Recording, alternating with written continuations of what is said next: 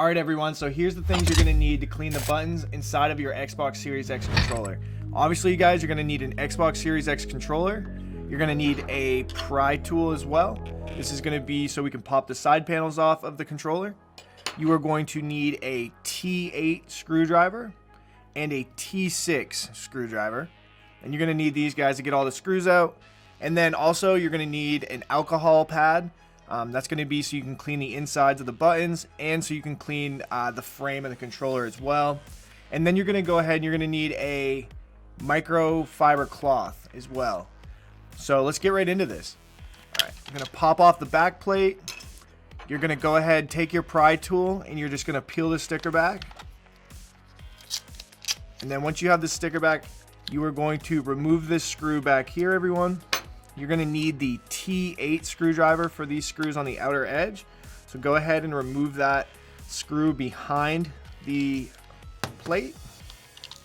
Sometimes it gets a little stuck inside. That's okay. And then you're going to go ahead and set the controller down. You're going to take your microfiber cloth here and you're going to take your pry tool and you're just going to go slide it in the side of the controller right here. Just get a good focus right inside here and just give it a good forceful tug. It's all on the wrist. And then go ahead and do the other side. And then once you get that one off, you'll see, guys, that you have 4 more screws. So let's go ahead and remove the bottom screws now. And there'll be one on this side and one on the opposite side. Go ahead, give those a tap. All right, now that we've gotten the screws out of the bottom, let's go ahead, let's take the screws out of the top. I'm gonna take my pry tool because this one's giving me some trouble. And I'm just gonna pull on it. There we go. And then you're going to flip the controller around. You're going to come to this side. And guys, I'm holding the trigger down just so the screw doesn't fall into the controller. It is magnetic, so sometimes it likes to find its way in there. Let me get this turned around. Ooh, I picked up the T6. All right, grab your T8. Pull this screw out. And then we should be able to pop the front panel right off. Use my pry tool again. Now that we got those screws out, let's go pull this plate off and we'll get these bumpers off and remove that off to the side. Everybody grab your pry tool and then you're just going to go pop up this piece right here and you're going to pop up this piece as well. That should come out nice and easy. Then turn the controller right on its side, everyone, and just give these sides right here. I want you to be able to see. Then you'll just go ahead and pop that out and you'll do the same on the opposite side. Give it another little pull. All right, there we go. All right, now that that's out, now we have to just pull the back plate off. Should come out pretty easy. And you'll be able to turn it right on its back side here, or front side facing. And you'll see that you have 2 cables, guys. All right, everyone, now that we have these cables off, let's turn this thing back around and let's take these analog sticks out so they don't fall when we're trying to get the panels on the back side off. All right, now those are off. Let's go ahead and I'll show you we have 2 screws on this panel. So one here and one here. Remove those now. Oh, and these are T6 screws, guys. So you're going to need your T6 screwdriver. And remove that one. And leave these in a separate pile. Then the first 5 screws I was talking about in the beginning. Okay. Now those are off. We should be able to peel this panel up here. Kind of just fold this out of the way and back. Okay. You'll see that the 3.5 millimeter jack fell out. That's okay. We're just going to toss it off to the side. And then we're actually going to try and leave this panel right here today. You'll see, let me give you a little visual here. We have 1, 2, 3, 4, 5 down in here. And then we have a 6th one. So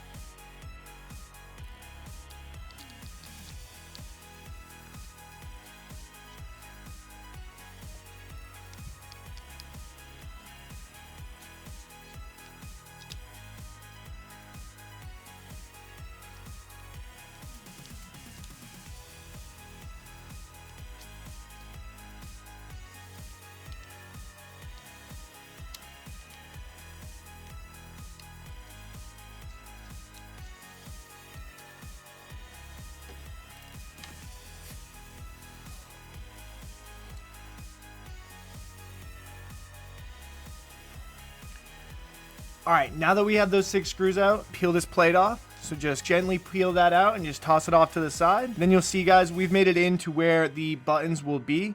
Now, these aren't sticky. I'm just going to tell you again, but we are going to show you how to get there just so you got the idea. And now we will take our alcohol pad, turn it around. This one's ancient. So we're going to take this, open this up here, and we're going to go and take these buttons out. So let's say it was your AX, Y, and B buttons that were super sticky.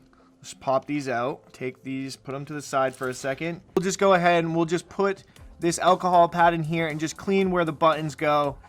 Make sure there's no sticky residue in there if that's what's holding it up. You want to make sure you get all of these spots because you don't want to keep opening up this controller, as it does take a little bit of a process. So clean the insides, and then you one by one just take your buttons, everyone, and just give these a nice clean as well with the alcohol pad. Put them off to the side as you go. Once these are all clean, we're just going to put these right back in the controller, and that should fix the problem. It's really not too difficult. Little rubbing alcohol fixes a lot of things, so go right for it. Start putting your buttons back in now that the spaces are clean, and remember, they only go in a certain way. Just kind of move them around until they get in the places they need to be. And let's reassemble this controller. So we're going to need to take our board that we put off to the side, and we're just going to insert that back in here, everyone.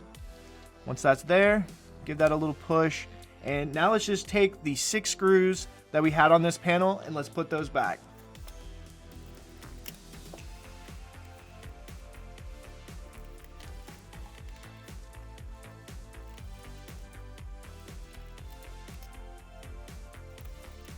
All right, so I know we sped that up, but I want you guys to see, just so if you didn't see it, you can. We have 6 screws. We have this one hiding down here in the corner. We have these ones obviously on the front of the board here. And then we also have this one tucked away down in that corner. Just make sure you get all those in there, guys. If you forget one, it wouldn't be terrible, but I mean, no one likes missing parts, right? So we're gonna take that 3.5 millimeter jack, and you'll just toss it right back in there. It sits a certain way. You'll feel it clip in. It clips, not really, but it kind of sits there, I should say. But it definitely fits the spot. So just turn it around until you get it to where it needs to be. And then put that panel facing down on there and take our screw and reinsert it right back into the side of the panel, and then do the same on the other side. Okay, so now that we have these 2 screws in, the inside of the panel is looking good. Everything's fixed inside of here. We can go grab the back of the controller and just slide this on. Make sure, guys, that the battery prongs in the back fit right here where they should. You'll just have to slide them in. Sometimes they get a little bent and you have to kind of work them in a little bit better. But there you go. So once they're in, you'll see everything is good here. We can go ahead and reattach our analog sticks. Once these are on, we are going to move to the bumper. So let's just take this, and I'll show you again really quick. Right up in this corner, guys, this is where you're going to go ahead and, I have mine backwards. Just clip this in. You should feel it click. Mine's giving me a little bit of a hard time. 1 second. There we go. All right, so there you have it. Let me get a focused image for you guys. Make sure you give them a couple clicks. Make sure they're okay. Those look good. Let's just take this piece here now and get it correctly set. And you're just going to go ahead and just line up the sync button and press down. And you should get them to clip. You'll hear it click. Sounds good. Okay, so now that our bumpers are back on, we're going to take our shell. Ours is this pretty chrome red shell here. We're going to put that back on and flip the controller around. And we'll just peel that sticker back, guys. Toss in the screw right here in the back. Oops, mine's backwards. Take your T8 screwdriver and go ahead and attach that screw. It just holds everything together, makes it simple, and makes the other 4 screws really easy. That's why I like to do it. It's not necessary that you have to do it that way, but trust me, it helps. And then you'll go ahead and just reattach these next 4.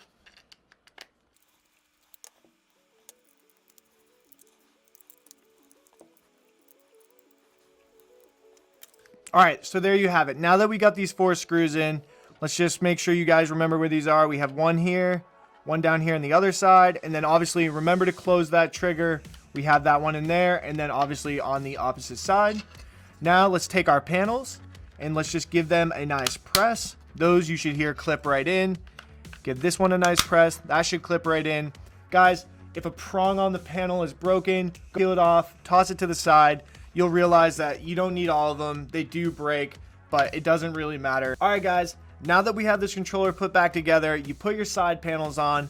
Let's take a look. It looks great, obviously, but feel those buttons out. These feel great, and they weren't even broken, so I know it's working. I hope this helped you guys. I hope it fixed the problem. I think it should. We're going to have another video coming out soon on how to do it without breaking the full controller down. But this is the way that if this next method that we show you doesn't work, this will definitely work. All right, guys, there you have it. Go ahead, hit that subscribe button, shoot us a like, tell us what caused your sticky buttons in the comments down below. And don't forget to tell us what you want to see next. We're Gamenetics. Thanks for watching.